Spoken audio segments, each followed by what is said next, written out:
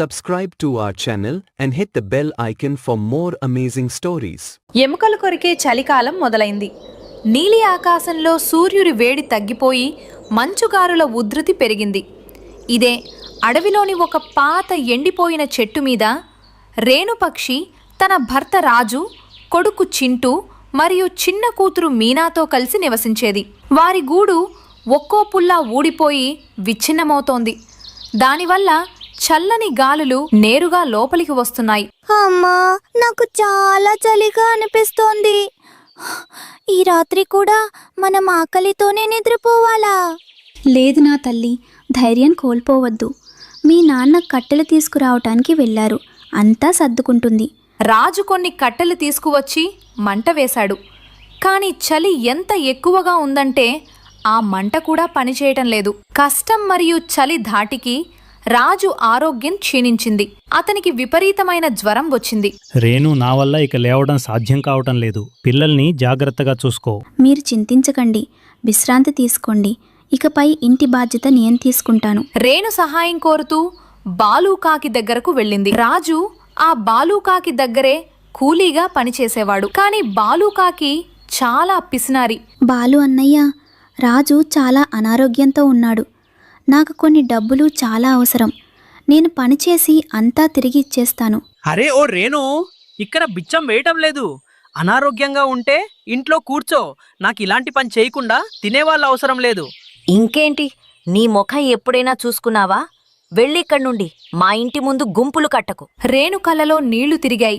ఆమె భారమైన మనసుతో తిరిగి వస్తుండగా ఒక నిర్మానుష్యమైన గుహ దగ్గర ఎవరో మూలుగుతున్న శబ్దం వినిపించింది. ఎవరున్నారక్కడ? ఎవరైనా ఆపదలో ఉన్నారా? గుహ లోపలికి వెళ్లి చూసిన రేణుకు ఒక వృద్ధ సాధువు నేలపై పడి ఉండటం కనిపించింది. ఒక విషపూరితమైన పాము ఆయన కాలుపై కరిచింది. ఆ విషం శరీరమంతటా వ్యాపిస్తోంది. తల్లి, మంచినీళ్ళు. చాలా నొప్పిగా ఉంది. రేణు ఏమాత్రం భయపడలేదు. ఆమె వెంటనే ఎగిరి వెళ్లి అడవి లోపలి నుండి ఔషధ గుణాలున్న మూలికలను వెతికి తీసుకువచ్చింది. ఆమె ఆ ఆకులను నూరి సాధువు గాయంపై పూసింది. కొద్దిసేపటికే విషం ప్రభావం తగ్గడం మొదలైంది. నీ దయ ఈరోజు నా ప్రాణాలను కాపాడింది. నీలాంటి మంచి మనసున్న పక్షి ఎప్పుడూ దుఃఖంలో ఉండకూడదు. ఇదిగో, ఇది అగ్నిపాషాణం. ఇది ఎవరి దగ్గరైతే ఉంటుందో వారిని చలి ఎప్పటికీ వేధించదు. రేణు ఆ మెరిసే ఎర్రటి రాయిని తీసుకుని ఇంటికి చేరుకుంది. ఆ రాయిని గూటిలో పెట్టగానే ఇంటి వాతావరణం అంతా ఒక్కసారిగా మారిపోయింది. అరే వాహ్ అమ్మా, ఇక్కడ అస్సలు చలి వేయడం లేదు. మన ఇంట్లోకి సాక్షాత్తు సూర్యుడే వచ్చినట్లు అనిపిస్తోంది. ఇది సాధువు గారి ఆశీర్వాదం. ఇక మనకు కట్టెల అవసరం ఉండదు. ఏ పక్షి అయినా ఆ చెట్టు మీదుగా వెళ్తే వారికి అక్కడ వెచ్చదనం అనుభవమయ్యేది. మెల్లగా ఈ వార్త అరవి అంతటా పాకి బాలుకాకి చెవిన పడింది. గౌరీ, విన్నావా? ఆ సామాన్యమైన చిలుక దగ్గర ఏదో మంత్రశక్తి ఉన్న వస్తువు ఉందంట. అదిగాని మన దగ్గర ఉంటే ఈ చలికాలంలో మనం హాయిగా ఉండొచ్చు. అయితే ఇంక ఆలస్యం ఎందుకు? చీకటి పడ్డాక ఆ రాయిని దొంగిలించుకువచ్చే. రాత్రి సమయంలో రేణు కుటుంబం గాఢ నిద్రలో ఉన్నప్పుడు బాలు రహస్యంగా ఆ రాయిని దొంగిలించి తన ఇంటికి తీసుకెళ్లాడు. కానీ ఆ రాయి బాలు ఇంటికి చేరగానే దాని రంగు ఎరుపు నుండి నీలం రంగులోకి మారిపోయింది. ఇదేంటి, ఈ రాయి ఇంత చల్లగా ఎందుకు అయిపోతోంది? బాలు, చూడు, మన రెక్కల మీద మంచు గడ్డకడుతోంది. కాపాడు. చూస్తుండగానే బాలు ఇల్లంతా ఒక మంచుకోటలా మారిపోయింది. ఆ రాయి నుండి ఒక గంభీరమైన గొంతు వినిపించింది. ఓ దురాశాపరుడైన కాకి, ఈ రాయి కేవలం నిస్వార్థపరులకు మాత్రమే వెచ్చదనాన్నిస్తుంది. నువ్వు దీన్ని దొంగిలించావు. అందుకే ఇప్పుడు నువ్వు ఇదే చలిలో గడ్డకట్టిపోతావు. నీ ప్రాణాలు నీకు ముఖ్యం అనుకుంటే దీనిని ఇప్పుడే తిరిగిచ్చేయి. బాలు మరియు గౌరీ చలికి నీలం రంగులోకి మారిపోయారు. వారు వణుకుతూ రేణు ఇంటికి చేరుకుని ఆ రాయిని ఆమె పాదాల దగ్గర పెట్టారు. రేణు సోదరి, మమ్మల్ని క్షమించు. దురాశతో మేము చాలా పెద్ద తప్పు చేశాము. మా ప్రాణాలు కాపాడుకోవడానికి మేము పారిపోతున్నాము. మమ్మల్ని క్షమించు. బాలు అన్నయ్య, నిజాయితీగా సంపాదించిన అన్నంలో ఉండే సుఖం దొంగతనంలో ఉండదు. సరే, దేవుడు నీకు మంచి బుద్ధి ప్రసాదించాలి. ఆ రాయి రేణు చేతిలోకి రాగానే మళ్ళీ వెచ్చగా మారిపోయింది. ఆ రాయి ఇచ్చే వెచ్చదనంతో రాజు ఆరోగ్యం కూడా మెల్లగా కుదుటపడింది. ఇప్పుడు రేణు కుటుంబం ఆ మాంత్రిక రాయి వెచ్చదనంలో సంతోషంగా నివసించసాగారు. అడవిలోకి చలికాలం వచ్చేసింది. దానివల్ల అడవిలోని పక్షులన్నీ చాలా ఇబ్బంది పడుతున్నాయి. రేణు తన పిల్లలు చలికి వణికిపోవడం చూసింది. ఆ పిచ్చుక తన పిల్లల కోసం ఎంతో కష్టపడి వెచ్చని టోపీలను కొంటుంది. అడవిలో చలి రోజు రోజుకు పెరిగిపోతోంది. ఒకరోజు రేణు తన పిల్లలైన మీనా మరియు చింటూలతో ఒక మాట చెబుతుంది. మీనా, చింటూ, ఇప్పుడు మన పక్షులందరం పర్వతాలపైకి వెళ్లాల్సి ఉంటుందని నాకు అనిపిస్తోంది. ఎందుకంటే మరి కొద్ది రోజుల్లో చాలా భారీగా మంచు కురుస్తుంది. మనం పక్షులం ఇక్కడే ఉండిపోతే ఆ మంచు కింద పడి చనిపోతాము. అమ్మా, పర్వతాలపైన మంచు ఉండదా? చింటూ, పర్వతాల కిందే మన అడవి ఉంది. కురిసే మంచు అంతా మన ఇళ్లపైన పడుతుంది. అప్పుడు మనమంతా ఆ మంచు కింద నలిగిపోతాము. అదే మనం పర్వతాలపైకి వెళ్తే అక్కడ సురక్షితంగా ఉంటాము. పిల్లలు, మీ అమ్మమ్మ కూడా అక్కడే ఇగ్లూ ఇంట్లో నివసిస్తున్నారు. అమ్మా, కానీ అక్కడ మన ఇల్లు ఉండదు కదా. మరి మనం ఎక్కడ ఉంటాము? మనం కూడా అందరం కలిసి ఇగ్లూ ఇల్లు నిర్మించుకుని ఉందాం.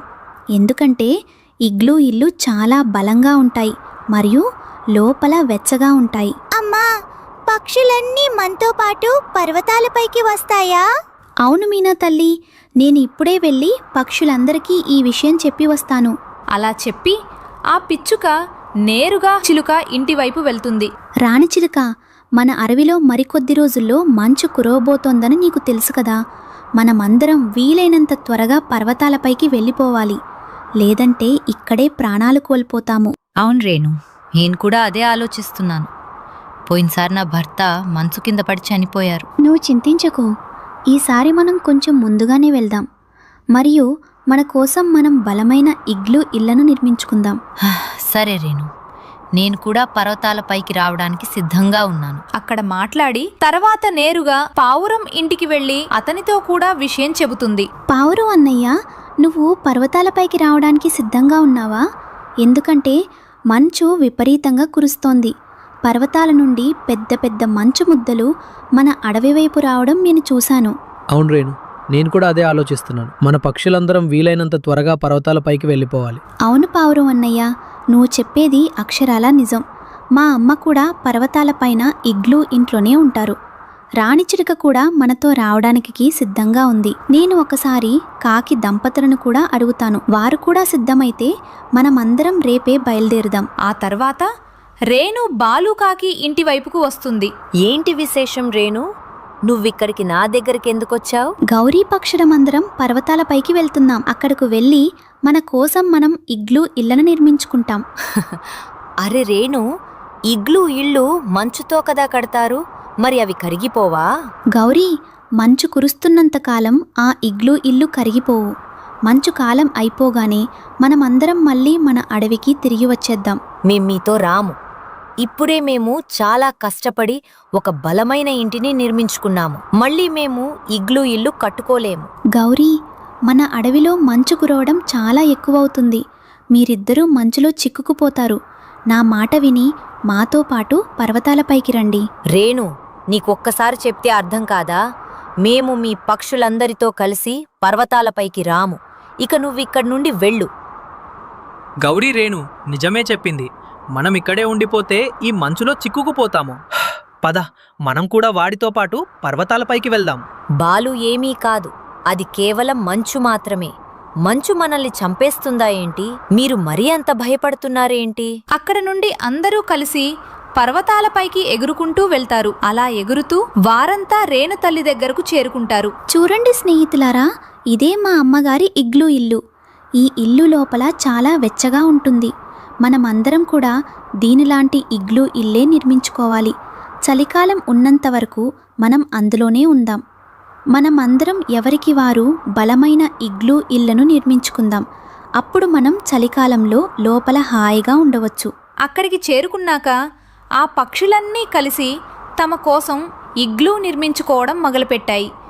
2 గంటల కష్టం తర్వాత వారి ఇగ్లూ ఇల్లు సిద్ధమయ్యాయి. రేణు, మనం ఎంతో కష్టపడి ఇగ్లూ ఇళ్లనైతే నిర్మించుకున్నాము, కానీ ఇప్పుడు అడవిలో ఉండిపోయిన ఆ కాకుల పరిస్థితి ఏంటి? ఇంత చలిలో వారు చెక్క ఇళ్లలో నివసించడం చాలా కష్టం. పైగా అడవిలో మంచు కురవటం ఇంకా ఎక్కువ అవుతుంది. ఆ బాలు మరియు గౌరీ ఆ మంచులో గడ్డ కట్టి చనిపోతారు. పౌరం అన్నయ్య, నేను గౌరీకి ఎంతో నచ్చజెప్పాను, కానీ ఆమె మనతో రావడానికి అస్సలు ఒప్పుకోలేదు.